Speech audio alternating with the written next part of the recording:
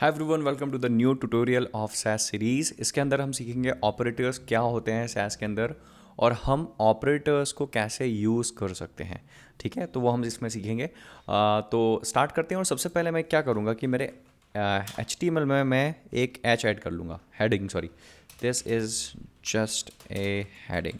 ठीक है, this is just a heading. और मैं फिर इसके बाद जाऊँगा style.scss में। यहाँ पर मैं H1 को टारगेट करूँगा, नॉट H1, H1 को मैं टारगेट करूँगा और फॉन्ट साइज़ जो है इसका वो दे दूंगा 25 पिक्सल या लेट्स से 20 पिक्सल।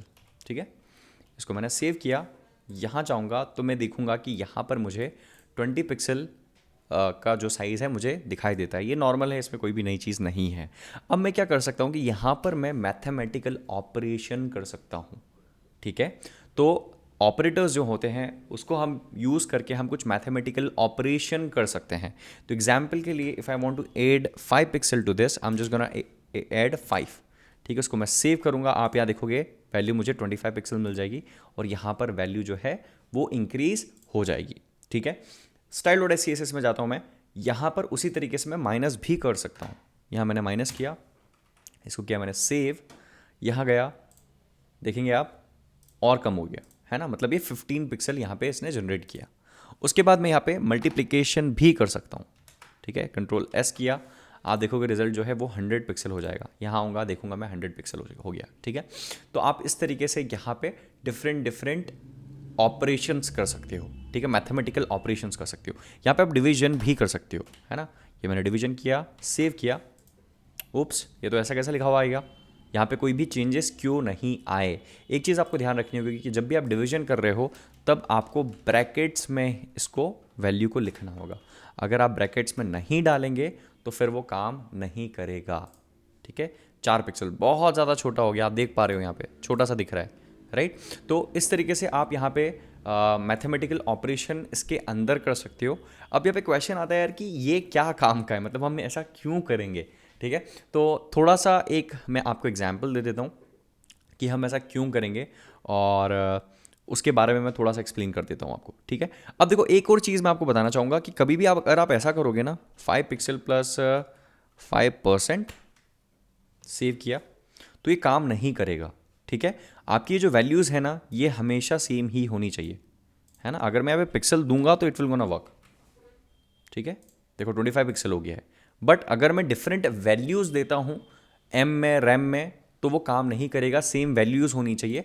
और यहाँ पे अगर मैं मल्टीप्लिकेशन करूँगा ना तो मल्टीप्लिकेशन भी काम नहीं करेगा, मल्टीप्लिकेशन डजेंट वर्क। उसके लिए मुझे यहाँ पे पिक्सल रिमूव करना पड़ेगा।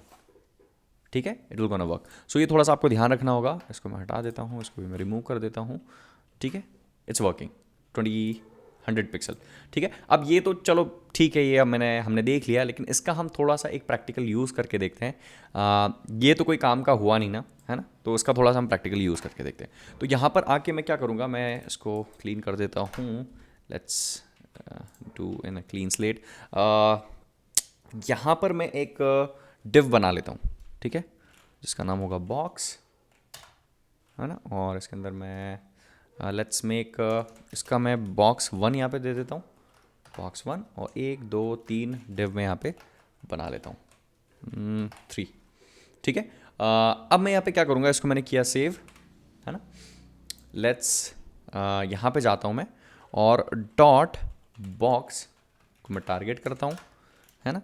इसकी विड्थ जो है वो मैं दे देता हूँ 300 या 200 पिक्सल।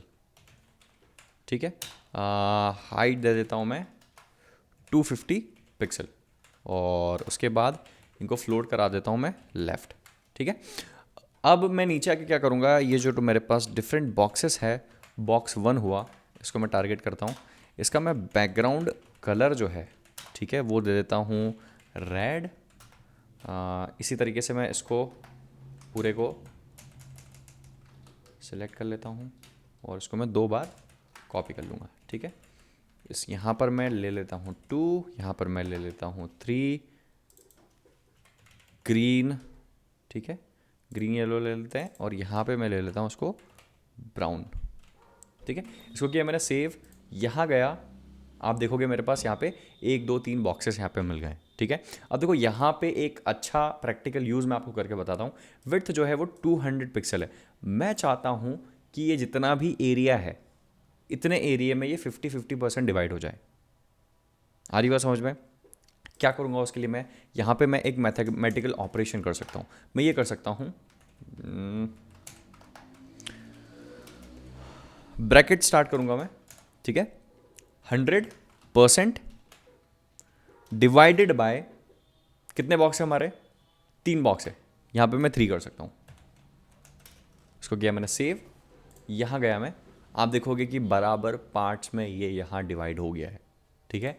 अगर इस तरीके से हमें नहीं करना होता तो मुझे क्या करना पड़ता, 100% को कैलकुलेटर में जाके डिवाइड करना पड़ता और फिर यहाँ पे मैं उस चीज़ को अपडेट करता, जो कि आई थिंक बहुत ज़्यादा कैलकुलेशन वाला काम हो जाता है ना। और मुझे पता है कि बहुत सारे लोग हो, तुम लोग जो आर्ट्स कॉमर्स बैकग्राउंड से हो, दूसरे बैकग्राउंड से हो, जिनके मैथ्स बहुत ख़राब है मेरी तरह, है ना, वो लोग मैथ्स अच्छा नहीं कर सकते हैं। तो आपके पास एक रेडीमेड ऑप्शन यहाँ पे मिलता है कि आप यहीं पे कैलकुलेशन कर सकते हैं। तो अब एग्जाम्पल के लिए यहाँ पे अगर 8 बॉक्सेस होते हैं, ठीक है, तो आपको कुछ नहीं करना है, 100 डिवाइडेड बाय 8 करना होता है। चलो थोड़ा सा प्रैक्टिकल करके देख ही लेते हैं, प्रैक्टिकल करना कोई बुरा नहीं है। ये 6 बॉक्सेस तो हो गए, 2 बॉक्सेस को मैं और कॉपी कर देता हूँ यहाँ पे, ठीक है। इसको किया सेव, अब आप देखोगे बॉक्सेस बढ़ गए हैं। यहाँ पे आके मुझे क्या करना है, डिवाइडेड बाय 8, सेव किया, यहाँ गया, बूम, ठीक है।